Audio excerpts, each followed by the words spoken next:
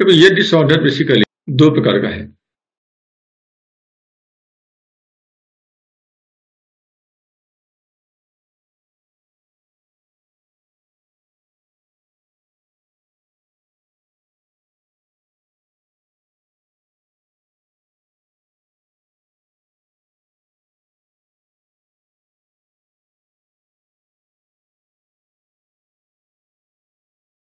मतलब इसमें आपका प्रतिरक्षा तंत्र क्या हो गया है, वो जो रक्षा का काम था उससे वो भटक गया है, या वो अप्रभावी हो गया है, वह निष्क्रिय हो गया है, या वो पहचानने का क्षमता खो दिया है कि कौन रोगाणु है, कौन बाहरी है, कौन अपना है, कौन शरीर का सेल है, कौन सा रोग फैलाने वाला सेल है। तो इसमें वो अंतर करना भूल गया है, उसको बोलते हैं प्रतिरक्षा तंत्र का पटरी से उतर जाना। और जिसके कारण क्या होता है, दो तरह का रोग होता है, एक होता है एससीआईडी, एससीआईडी, और एक होता है AIDS.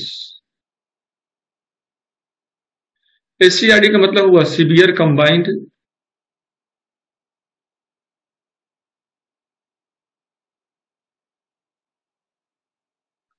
Immuno deficiency disorder, severe combined immuno deficiency disorder. और एड्स क्या है, एक्वायर्ड इम्यूनो डेफिशिएंसी डिसऑर्डर।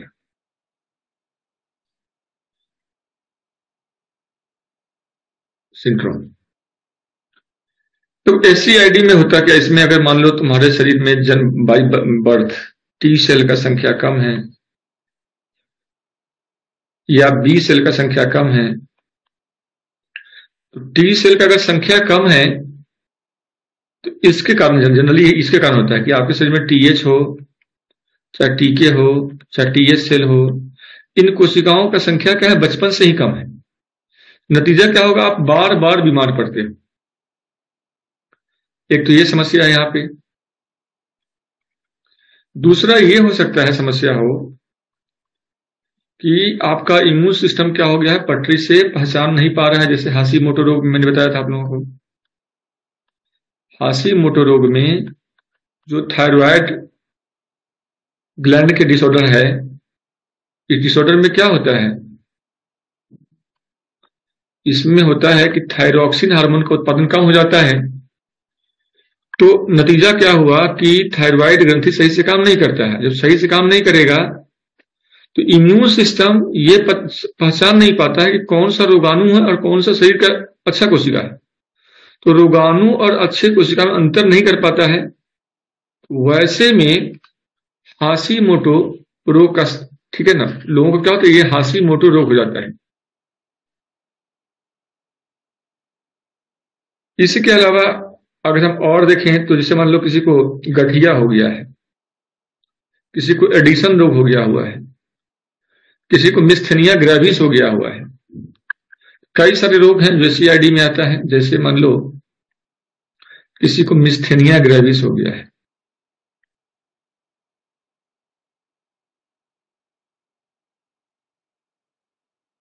किसी को रिमेटॉइड अर्थराइटिस हो गया है,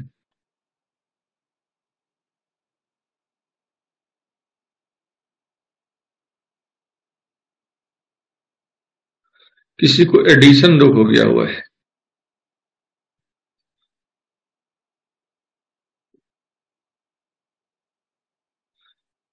मतलब कभी कभी यह होगा कि आप ही का डब्ल्यूबीसी सेल है ये, और ये डब्ल्यूबीसी आप ही के आरबीसी सेल को खाने लगे, तो ये भी एक रोग ही है। तो अगर आपका डब्ल्यूबीसी जो रक्षक है ये आपकी आरबीसी का भक्षण करना शुरू कर दे और इसके कारण आपको अगर ब्लड कैंसर हो जाता है, या आपका शरीर इतना कमजोर हमेशा रहता है कि आप अक्सर बीमार रहते हो, तो वो सारा स्थिति बनता है इस एससीआरडी वाले में। तो इसके एग्जाम्पल में याद रखना, हाशीमोटो 1, मिस्थेनिया ग्रेविस 2, रिमेटॉइड अर्थराइटिस 3, एडिशन रोग 4, ब्लड कैंसर 5। और इससे पीड़ित व्यक्ति में क्या होता है, टी सेल का कमी होता है, जिससे डी सेल को इन्फॉर्मेशन नहीं हो पाता है और व्यक्ति प्रायः रोगों और रोगाणुओं के चपेट में आते रहता है। और दूसरा है यहाँ पे, और वो है एड्स। मिस्थेनिया ग्रेविस क्या है, इसमें मसल्स का ये डिसऑर्डर है, मांसपेशी का। तो इसमें आपका जो मांसपेशी है वो बहुत जल्दी से थक जाता है, और कभी कभी ये भी होता है कि इसमें नस और मांसपेशी के बीच में जो संचार होना चाहिए वो संचार क्या होता है, इसमें टूट जाता है। तो अगर आप बहुत तेजी से थकान महसूस करते हो और आपके मांसपेशी में सही से संचार नहीं हो पा रहा है, तो इसका मतलब क्या है, आप इस रोग से पीड़ित हो। करके क्रोनिक ऑटो इम्यून डिसऑर्डर होता है ये, और इसमें मांसपेशी में मतलब भयानक दर्द होता है, भयानक तकलीफ होगा, कई बार सांस उखड़ने लगेगा, शरीर में जो हाथ पांव हिलाते हैं उसको हिलाने में क्या हो, कठिनाई होगा। और इसको ठीक करने का एकमात्र तरीका क्या है, मतलब और इवन कई दफा इसमें यह भी होगा, हो सकता है कि आप जो बोल रहे हो, बोलने में आपको सही से आप नहीं बोल सकते, आपको बोलने में भी दिक्कत हो सकती है। आपका जो आंखों का जो मांसपेशी है वो क्या होता है, कमजोर हो जाता है। आंखों का जो आकार है वो मतलब जो फैलता है आंख उतना फैलेगा नहीं, वो छोटा हो जाएगा। विजन में दिक्कत होगा। सांस में क्या होगा, छोटे छोटे सांस ले पाओगे, एक साथ बड़े सांस नहीं ले पाओगे। हाथ में, पैर में, गर्दन में, अंगुलियों में, कमर में, इन सब का जो मांसपेशी है इन सब में आपको थकान सा महसूस होगा। तो कहते हैं कि आमतौर से हमारे समाज में 15 से 20% जो लोग हैं उनको मिस्थेनिया ग्रेविस होता है, लेकिन उनको पता भी नहीं होता है।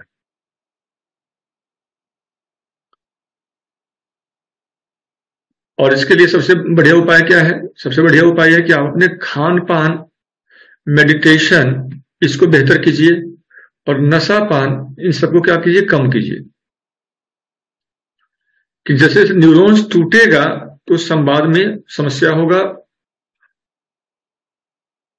वैसे ही रिमेटॉइड अर्थराइटिस में क्या होता है, जो जोड़ है, जैसे तुमने सही बताया था कि हमारा जो जोड़ होता है, जब जोड़ों पे हम इसको ऊपर नीचे घुटने को या कहीं भी करते हैं तो उसमें क्या होता है, हमें दिक्कत होता है, क्योंकि साइनोवियल फ्लूइड जो जोड़ों पे होता है वो फ्लूइड क्या होता है, सूख जाता है। तो रिमेटॉइड अर्थराइटिस से फ्लूइड के सूखने से, या जो बॉल एंड सॉकेट जो यहाँ पे जोड़ है, तो इसमें से ऊपर जो कार्टिलेज का लेयर होता है वो लेयर घिस जाता है उम्र अधिक होने के कारण। इसलिए बगैर मतलब का कई लोग को देखोगे बॉडी बिल्डिंग करने के चक्कर में सीढ़ियों पे दौड़ते कूदते हैं, खासकर मेट्रो की सीढ़ियों पर। मेट्रो ट्रेन वगैरह मैं देखता हूँ, आजकल सब जगह एलिवेटर आ गया हुआ है, तो आप लिफ्ट जब लगा है तो लिफ्ट से जाओ, जरूरी नहीं कि आप पैदल चढ़ करके 100 सीढ़ी चढ़ो फिर आप बाहर निकलो, तो वो ठीक नहीं है घुटने के लिहाज से। तो जवानी के दिनों में पता नहीं चलता है, लेकिन जैसे बुढ़ापा आएगा तो वहां पे समझ में आएगा कि क्या क्या गलतियां हुई हैं।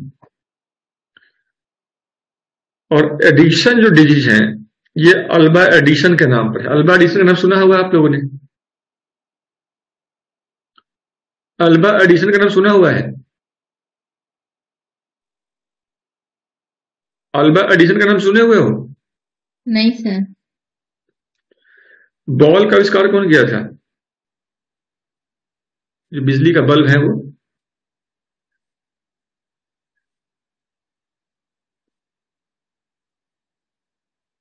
तो जब तुम्हारे शरीर में, आइंस्टाइन। ठीक है, जब तुम्हारे शरीर में जब तनाव होगा, टेंशन होगा, तो बॉल का आविष्कार किया था अल्बा एडिशन ने, याद रखना। तो एडिशन रोग मैं बता रहा हूं कि हमारे शरीर में क्या होता है, अगर तुम्हारा एड्रिनल ग्लैंड है, जो एड्रिनल ग्रंथि है, अगर वो ग्रंथि पर्याप्त मात्रा में हार्मोन नहीं बना रहा है, खास करके कॉर्टिसोल, एक तो था उसका मिनरलोकॉर्टिकॉइड, ग्लूकोकॉर्टिकॉइड, और तीसरा क्या था, कॉर्टिसोल या सेक्स स्टेरॉयड। तो वो सेक्स स्टेरॉयड या कॉर्टिसोल नहीं बना पा रहा है, तो क्या होगा, कभी कभी हमारे शरीर का में जो है लड़ने का क्षमता है रोगाणुओं से, वो कम हो जाता है। बीपी वगैरह क्या होगा, इसमें कम हो जाएगा आपका, और आपको सांस लेने में भी कठिनाई होगी इसमें। और इसमें हो सकता है कि ऐसा भी लक्षण हो कि आपका थकान आए, आपका सर में चक्कर आए, त्वचा का रंग काला होने लगे, नोजिया। खड़े होने पर आपको चक्कर आए, तो ये सब भी हो सकता है इसमें। तो इसको आप ऐसे थोड़ा सा याद रखना। तो ये एड्रिनल ग्लैंड से जुड़ा हुआ रोग है ये। नेक्स्ट इसके बाद आता है एड्स।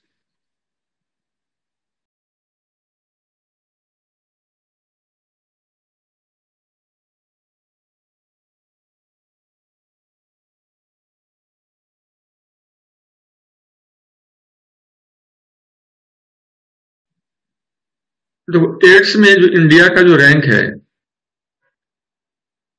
इंडिया का जो पोजीशन है, वो अब हो गया हुआ है थर्ड रैंक पे इंडिया है। इंडिया में 21 लाख लोग एड्स से पीड़ित है। 21 लाख लोग एड्स से पीड़ित है तकरीबन दुनिया में। ठीक है, सबसे नंबर 1 पे है, अफ्रीका है ये। तो कहते एड्स का ये होता कैसे, एड्स थी एक वायरस होने वाला रोग है ये। वायरस का नाम क्या है, HIV वायरस। वायरस का पूरा नाम क्या है, human immuno deficiency virus. Human immuno deficiency virus. मतलब ये वायरस अगर बॉडी में आएगा तो किस चीज का डेफिशिएंसी हो जाएगा, ये वायरस जब आएगा तो आपका इम्यून सिस्टम बेकार हो जाएगा, क्योंकि ये टी सेल पे अटैक करता है ये, जिसको हम लोग CD4 सेल भी कहते हैं, CD4 सेल भी कहते हैं। तो इस पे हमला करेगा ये, नतीजा क्या होगा, बी सेल बनेगा ही। बी सेल के पास मैसेज नहीं जाएगा, जब मैसेज नहीं जाएगा तो एंटीबॉडी का उत्पादन नहीं हो पाता इसमें। यहां से जब मैसेज नहीं जाएगा तो एंटीबॉडी का उत्पादन नहीं होगा, तो आपका शरीर क्या होगा, बहुत कमजोर हो जाएगा। शरीर क्या होगा, कमजोर हो जाएगा। आप लगातार कई रोगों के चपेट में आ जाओगे, रोगों के चपेट में बार बार आओगे, बार बार आओगे। कोई व्यक्ति अगर बार बार रोगों के चपेट में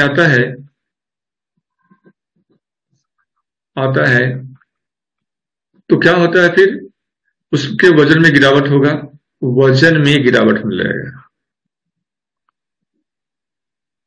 मसल्स में पेन होने लगेगा।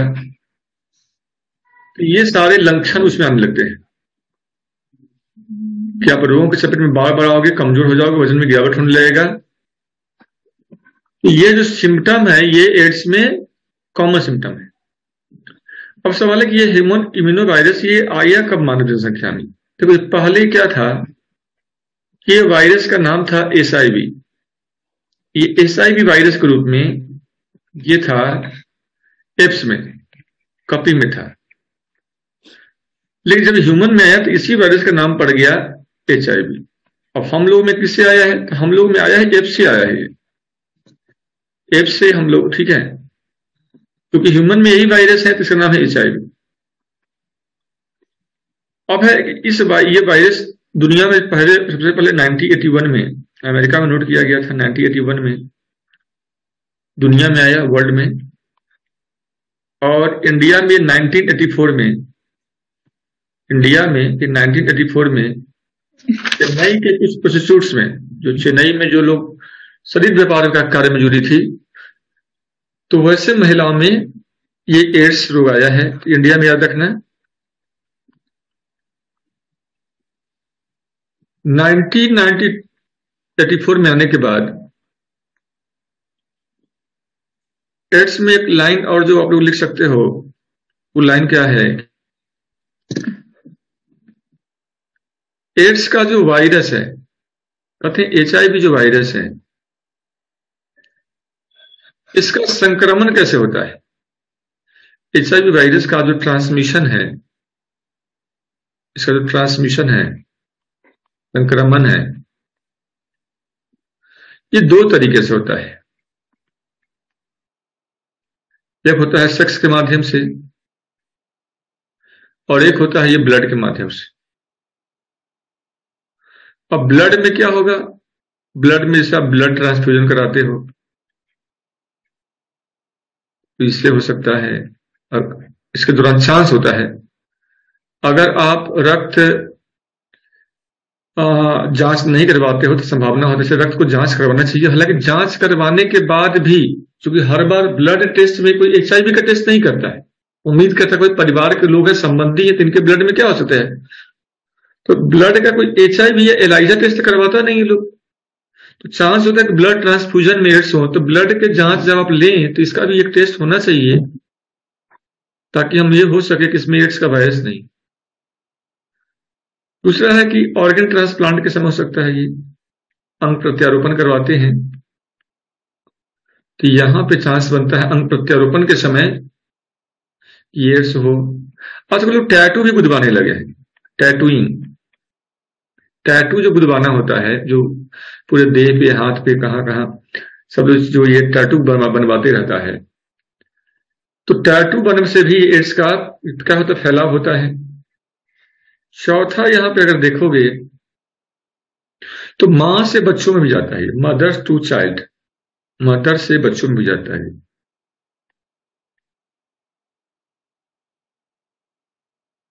तो ये भी एक यहाँ पे ब्रश है। उसके बाद आप किसी के साथ रेजर शेयर करते हो या सिरिंज है या निडल है, जो भी है, आप सिरिंज हो गया या निडल वगैरह हो गया, शेयर करते हो आप, तो चांस बनता है कि आपको इसमें से किसी भी माध्यम से एड्स हो सकता है। सेक्स की बात रहा तो आजकल तो सभी तरह का सेक्स होने लगा, क्योंकि जो होमोसेक्सुअल है उनको भी हो सकता है ये, हेट्रोसेक्सुअल है उनको भी हो सकता है ये, तो समलिंगी में, विषमलिंगी में, या ये मल्टीसेक्सुअल बहुलिंगी में। कई लोगों के संबंध क्या है, कई लोगों से होते हैं, तो ऐसे में क्या है, एड्स का फैलाव समलिंगी में, मतलब मेल मेल है, फीमेल फीमेल है, तो वहां हो सकता है। हेट्रोसेक्सुअल में है कि भाई पति पत्नी है पर विश्वसनीय नहीं, तो वहां हो सकता है। और मल्टीसेक्सुअल में जो लोग शरीर व्यापार कार्य में जुड़ा हुआ है तो उनको भी संभावना है। तो इनसे बचने का उपाय क्या है? यहां पे तो आपको प्रिकॉशन यहां भी लेना है और प्रिकॉशन आपको यहां भी लेना है, तो आप इससे बच सकते हैं। और नहीं तो अगर एक बार हो गया तो इसके बाद क्या होगा, अगर होता है इसके बाद क्या होगा, तो मैं आगे बताता हूं क्या क्या होगा। तो इन दोनों तरीके से एड्स का वायरस आपके शरीर में आता है। अब मान लो एड्स का जो वायरस है, ये वायरस एक RNA वायरस है। क्या है? RNA virus.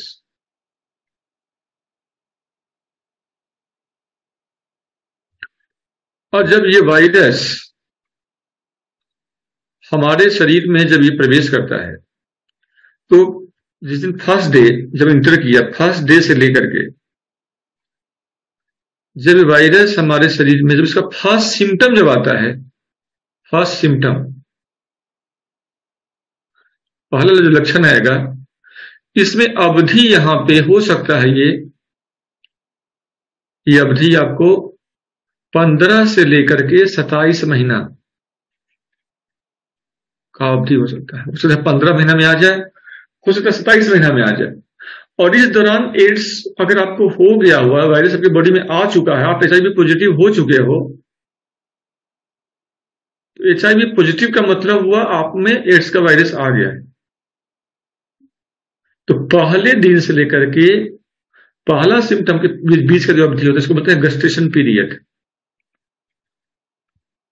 गस्टेशन पीरियड कहते हैं।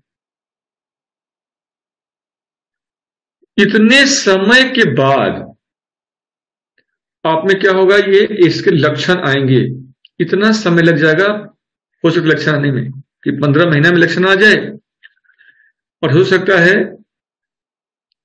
कि लक्षण आने में आपको बहुत जल्दी लक्षण आ जाए। तो जब जाओगे आप टेस्ट करवाने के लिए, उस टेस्ट में आपको फिर ये पता चलेगा कि आप ये वायरस से संक्रमित हो कि आप नहीं। अब मान लो एड्स का जो टेस्ट करवाने जाओगे, तो एड्स का टेस्ट क्या होता है? तो इसके टेस्ट में एक होता है एंटीबॉडी टेस्ट,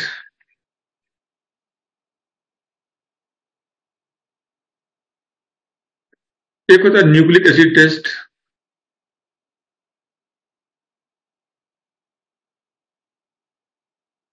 या एक होता है एंटीजन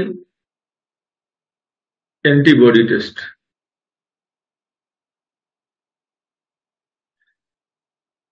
मोस्ट कॉमन नेम क्या है? एक है एलाइजा। तो जो मोस्ट कॉमन नेम है HIV टेस्ट का, तो हम लोग बोलते हैं एलाइजा बोलते हैं, या हम लोग इसका एक और है उसको बोलते हैं वेस्टर्न ब्लॉटिंग, जो इस नाम से फेमस है, वेस्टर्न ब्लॉट के नाम से। तो ये टेस्ट कर सकते हो आप, और पता कर सकते हो कि किसी को एड्स है कि नहीं है। तो जब सिम्टम मिलेगा तब तो जाओगे टेस्ट के लिए। सिम्टम अगर मिलने लगता है तो जाता है लोग टेस्ट के लिए। अब मान लो टेस्ट करवाए और आपको आया रिपोर्ट में कि आप HIV पॉजिटिव हो, तो मतलब क्या हुआ? आप में एड्स का वायरस आ चुका है, HIV वायरस आपके बॉडी में आ चुका है। आया कि नहीं, आप HIV नेगेटिव हो, मतलब आपके बॉडी में HIV वायरस नहीं है। ठीक है, HIV वायरस ये नहीं है,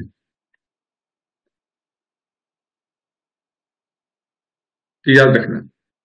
प्लस आया तो है, माइनस आया तो नहीं है। अब वायरस तो आ गया, अब क्या करें? आप मान लो अगर आ गया तब, तो अब आ ही गया है, तब क्या कर सकते हो? आप हिम्मत रखो, हिम्मत से काम है, और दूसरा कोई उपाय नहीं यहाँ पे, क्योंकि अभी तक हमारे पास कोई बहुत अच्छा मेडिसिन नहीं आ पाया है जिससे हम 100% इलाज कर सके। लेकिन अभी थोड़े शुरुआती स्तर पे एक ट्रीटमेंट है, उसका नाम है ART, anti retroviral therapy. Anti retroviral therapy, ये थेरेपी किया जा रहा है। इसमें कई सारे मेडिटेशन वगैरह करवाया जाता है, मेडिसिन दिया जाता है। इसमें कुछ मेडिटेशन वगैरह ये सब भी करवाया जाता है। लोग अगर करें इसको सही तरीके से, अपने शरीर का केयर करें, तो नॉर्मली वो लोग 10 से 12 साल तक आराम से जीते हैं, और फिर उसके बाद उनका मृत्यु हो जाता है। लेकिन अगर आप छुपते रहे, बचते रहे, तो आप हमेशा का हो बीमार रहोगे, और फिर बीमार रहोगे, तकलीफ में रहोगे, और फिर तब आपका मृत्यु होगा। और अभी भी एक लाइलाज रोग है। ये क्या है? लाइलाज रोग है। इसका कोई सही इलाज अभी तक नहीं है, कि एक लाइलाज रोग है। तो जिनको नहीं हुआ है तो उनको तो पता ही नहीं है, लेकिन जिनको हो गया है उनसे जाके पूछो कभी कि क्या हाल चाल है, आपको बताइए आप, तो आप बताना 100 फीट दूर भागोगे। वजह कई तरह का भ्रांति है जो फैला हुआ है। तो एड्स समझना यह हो कि एड्स किससे नहीं होता है, एड्स क्या करने से नहीं होता है।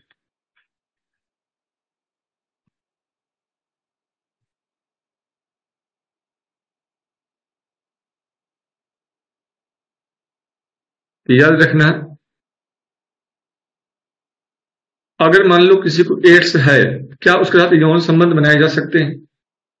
सबसे पहला सवाल तो कई बार लोग कर देते हैं कि एड्स है तो क्या यौन संबंध में हमारे पति है पत्नी है तो क्या उनमें संबंध बन सकते हैं? हाँ, बन सकते हैं, लेकिन एक तो बनाना नहीं चाहिए, और बनाने भी है तो आप कंडोम का यूज कीजिए, तो फिर उतना ज्यादा खतरा नहीं होगा। चांस तो कहते हैं कि है ही, पर अगर है तो नहीं बनाइए। पहली बात, अगर आप पति पत्नी हो तो बिल्कुल मत बनाइए, एक तो बचेगा कम से कम, प्यार ही इतने करते तो एक को तो बचाओ, लेकिन बनाते भी हैं तो प्रिकॉशन लीजिए। दूसरा, छूने से, हाथ मिलाने से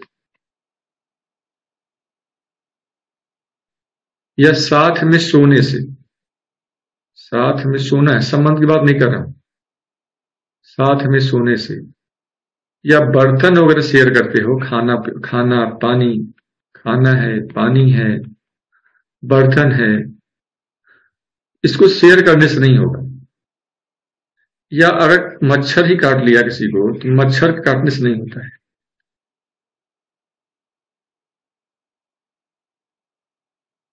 इन सबसे क्या होता है, एड्स नहीं होता है।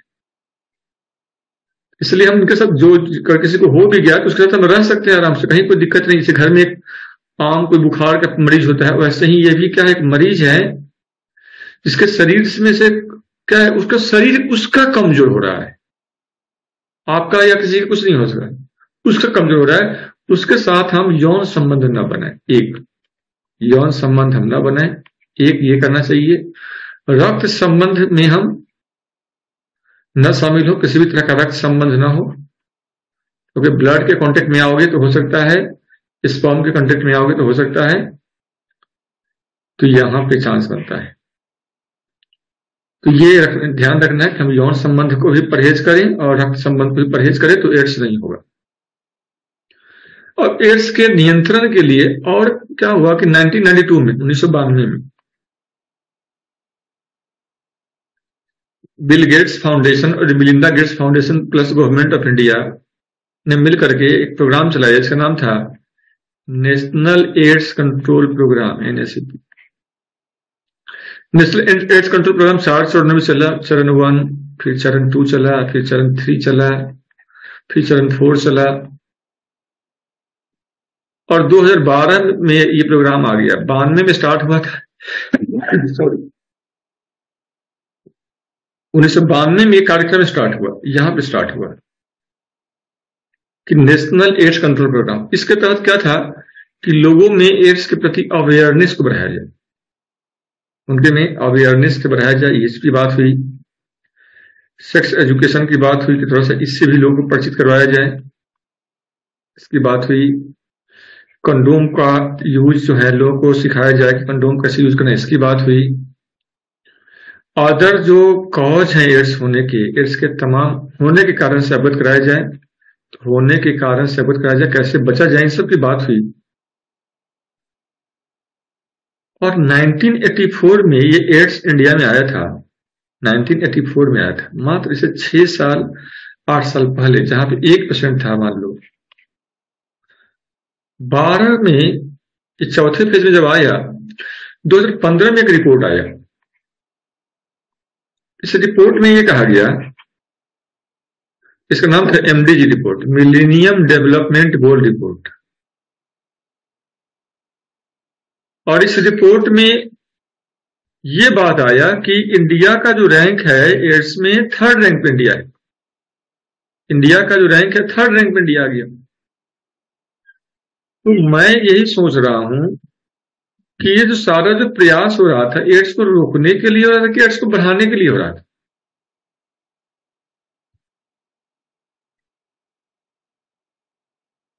मुझे खुद भी समझ नहीं आया कि इतने सारे, चूंकि हमारा देश इतना बड़ा पॉपुलस कंट्री है, तो पॉपुलेशन जो नया जो जनरेशन आया उसने भी कुछ गड़बड़ी कर दिया।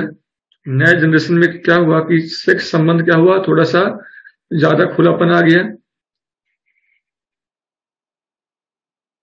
और ये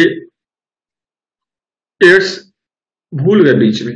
नया जो पीढ़ी है वो बीच में एड्स से भूल गया। स्कूल से लेके कॉलेज से लेकर के प्राइवेट जो है संबंध लोगों के बीच में है, युवाओं में ज्यादा करके, और वो प्रिकॉशन अगर नहीं लेते हैं तो उनको चांस होता है कि इस तरह के बीमारी के चपेट में वो आएंगे ही आएंगे। तो जिंदगी सबका अपना है, जिसको जैसे उपयोग करना है उपयोग करें, पर सावधानी उसको बरतें। क्योंकि आप सावधानी नहीं बरतोगे तो ऐसी बीमारी के चपेट में एक बार अगर आ गए तो हमारे समाज का नजरिया एक ही है, आपको एड्स हो सकता है कि आपको ब्लड के माध्यम से हुआ हो या किसी और तरीके से हुआ हो, लेकिन समाज एक ही तरीके से सोचता है कि भाई इसका जो है चरित्र चित्रण कर देता है कि ये तो एड्स किसी किसी भी एक कारण से हो जाएगा, तो लेकिन लोग सोचेगा कि वही कारण कि आपने कहीं ना कहीं कुछ गड़बड़ किया है। वो माइंडसेट हुआ सर। हाँ, वो माइंडसेट को हम हटा नहीं सकते हैं ना लोगों का। लोगों का जो माइंडसेट है तो वहीं पे जाके भी फिट बैठता है। तो ये माइंडसेट भी हटाने की जरूरत है। और किसी को अगर एड्स हो भी गया है, उसके प्रति जो हमारा नजरिया है, ऐसा नहीं होना चाहिए कि वो एकदम से बहुत बुरा काम कर लिए। बोले ये एक छोटी भी एक बीमारी है, एक वायरस है, कौन परिचित है, और किसी को भी हो सकता है। और जब कई कई दफा इतना प्रिकॉशन कौन लेता है, और कहाँ कहाँ लोग प्रिकॉशन लेते रहेगा। आप जाते हो अपने सैलून में जाते हो, अब सैलून वाले के अंदर ही डिपेंड कर देने का। हर बार थोड़े हम ब्लेड खरीद जाते सैलून में तो ब्लेड वो तोड़े ना तोड़ा, उसने क्या यूज कर दिया, तो ये भी देखना होगा। लेकिन हम अपनी सावधानी हर जगहों पे, चाहे हम कहीं पे रक्त दे रहे हों, निडल क्या यूज कर रहे हैं, सिरिंज क्या यूज कर रहे हैं, रेजर क्या यूज कर रहे हैं, किसका यूज कर ले रहे हैं, ठीक है, तो ये थोड़ा सा विश्वसनीयता होना चाहिए। और सबसे बड़ा विश्वसनीयता क्या है कि पति पत्नी है तो एक दूसरे के प्रति विश्वसनीय रहिए। और अगर अविश्वसनीय हुए तो पूरा डिवाइस उवाइस अपने पास रखें, ताकि आप अपने ही घर के लोगों को और इसमें चपेट में न लें।